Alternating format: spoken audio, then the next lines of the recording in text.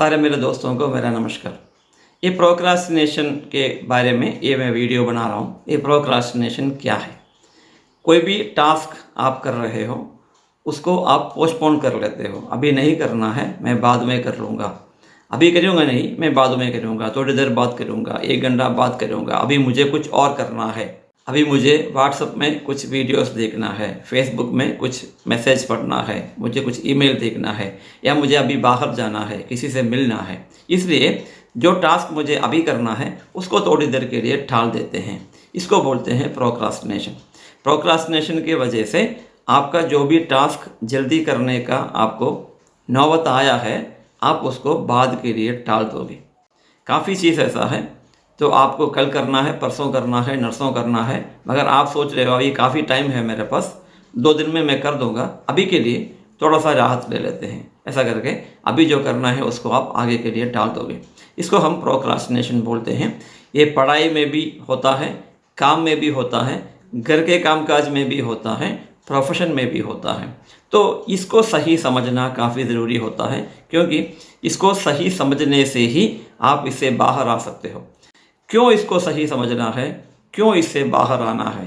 Simple सी बात है, आपका काम में जो भी आप काम करते हो, पढ़ाई करते हो तो ये पढ़ाई में बाधा पहुंच जाएगा। आप काम करते हो, काम में बाधा पहुंच जाएगा।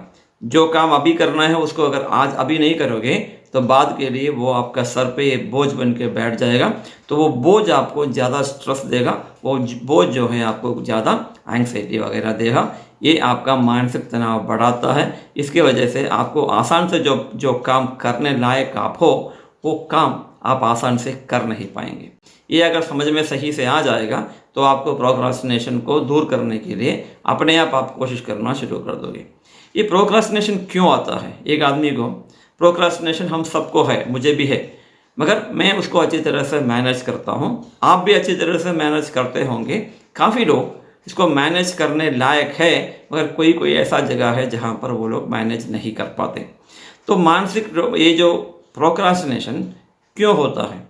सबसे अहम चीज़ वही है, हम बचपन में जो सीखे हैं। हम बचपन में क्या सीखते हैं? हम कोई भी पढ़ाई के लिए बोल दिया, होमवर्क के लिए बोल दिया, हाँ यार मैं बाद में कर दूंगा, आधा घंटा बाद कर दूंगा, 10 मिनट बाद कर दूंगा, अभी मुझे टीवी देखना है, अभी मुझे कार्टून देखना है, अभी मुझे मोबाइल देखना है, अभी मुझे खेलने के लिए जाना है, मम्मी थोड़ा सा टाइम दे दो मुझे, मैं थोड़ा खेल के आता हूँ और बाद में कर लूँगा ना। ये जो एक बिहेवियर हमारा बचपन से बन जाता है, किसी को दोष नहीं मैं ठहरा रहा हूँ, ये हो जाता है, सबके साथ होता है। इसको सही समझना है। हम प्रोक्रास्टिनेशन क्यों करते हैं, यही एक कारण होता है। एक कारण ये होता है कि ऐसा बिहेवियर हम बचपन से जो बिहेवियर करते आ रहे हैं वो अभी भी हमारे साथ है। कॉलेज बचपन में सिर्फ ऐसा नहीं है, उसके बाद में आप स्कूल में, कॉलेज में जाएंगे, वहाँ भी यही होगा। जो आपको प्रोजेक्ट वगैरह दिया गया होगा उसको आप सोचेंगे अरे यार बाद में कर लेंगे, और लास्ट मोमेंट में हम दौड़ते रहेंगे उसको ख़त्म करने के लिए। तो ये एक प्रोक्रेस्टिनेशन का एक तरीका है। हम जब बचपन में सीखते हैं वो हमारा साथ रहता है, अभी भी है। दूसरा एक कारण है, एक प्रेजेंट बायस बोलते हैं। अभी जो हम काम कर रहे हैं, अभी जो भी हम कर रहे हैं, उसका इम्पोर्टेंस जो बाद में आने वाले इम्पोर्टेंस से बढ़कर है। तो अभी मैं थोड़े आधा घंटा मैं सोना चाहता हूँ, उससे जो आपको खुशी मिलता है, सुख मिलता है, वो जो है ना, वो सुख जो है, जो आगे जाके जो काम मुझे करना है उसका जो सुख मिलता है उससे ज़्यादा बड़ा है, ऐसा मैं समझ रहा हूँ। तो नींद इम्पोर्टेंट है, मोबाइल में देखना इम्पोर्टेंट है। जो प्रेजेंट में जो कर रहा हूँ, अभी मैं जो कर रहा हूँ, वो हमारा प्रेजेंट में जो हम कर रहे हैं उसका इम्पोर्टेंस हम ज़्यादा देते हैं, और बाद में जो होने वाला है उसका इम्पोर्टेंस हम कम देते हैं। इसको बोलते हैं प्रेजेंट बायस। प्रोक्रास्टिनेशन के लिए 3 तरह का मानसिक प्रॉब्लम भी काम आता है, कारण बनता है। एक हो गया डिप्रेशन, दूसरा हो गया OCD, और तीसरा हुआ ADHD।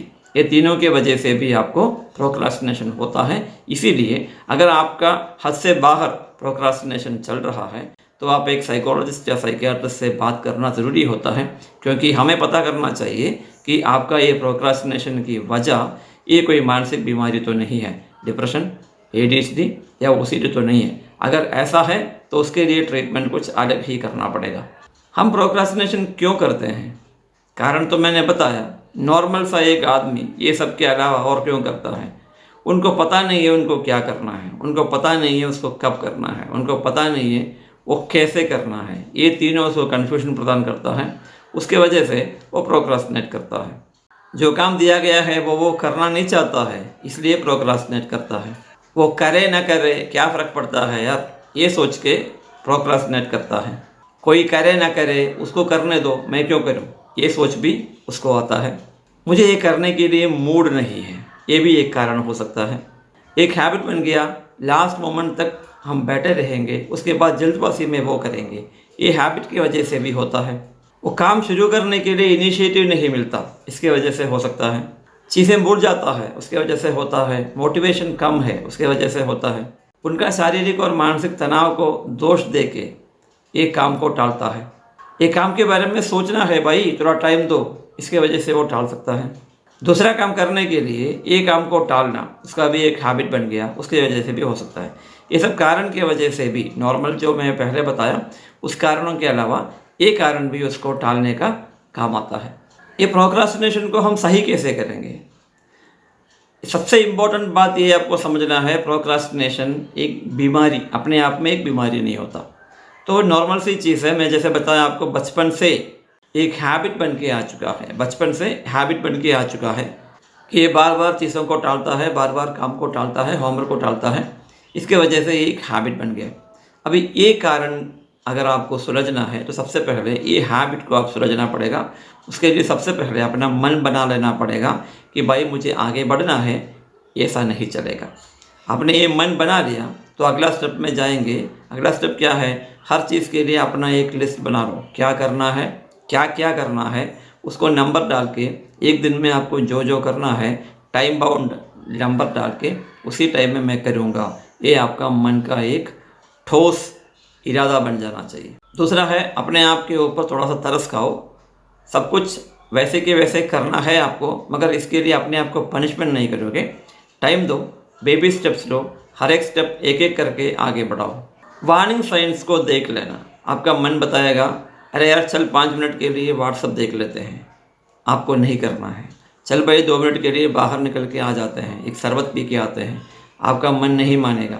ये काम ख़त्म करने के बाद ही मैं जाऊंगा, ये काम ख़त्म करने के बाद ही मैं व्हाट्सअप देखूंगा। ये सब वार्निंग साइंस है। आपका मन बोलता है आपको टालने के लिए, आपका मन बोलेगा, आप उसको नकारना ही है, ना बोलना ही है। तो ये वार्निंग साइंस को आप देखते रहिएगा।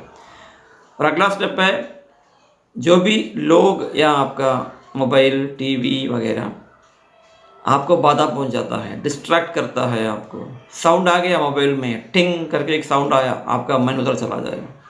तो जब आप काम करते हो मोबाइल को ऑफ करके रखना। फ़ोन आने भी, अगर आप फ़ोन आएगा तो भी आप साइलेंट मोड में रखोगे, सिर्फ आप देखोगे कौन सा नंबर से फ़ोन आ रहा है। बात करने लायक है तो बात करोगे, नहीं तो नहीं करोगे। दूसरा कोई बुलाता है आपको, भाई चल चाय पी के आते हैं, आप मना करोगे। जब तक आप डिस्ट्रैक्शन को स्वीकृत नहीं करते हो, डिस्ट्रैक्शंस को टालते नहीं हो, तब तक आपका प्रोक्रास्टिनेशन ख़त्म नहीं होगा। तो ये सब सिग्नल्स आपको समझ लेना चाहिए।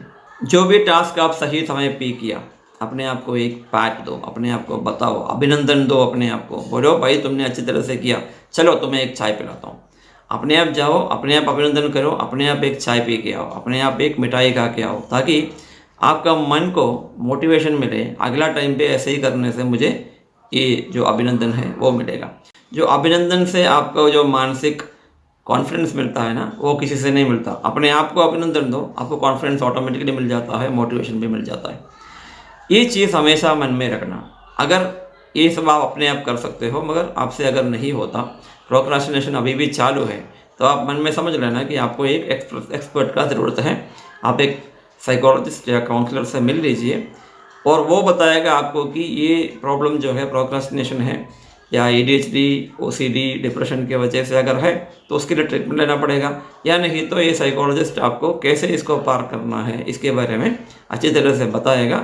इसलिए ये प्रोक्रास्टिनेशन को कोशिश तो कीजिए अपने आप इसको सही करने के लिए। अगर नहीं हुआ तो एक एक्सपर्ट का सलाह लेना भी मत भूलिएगा।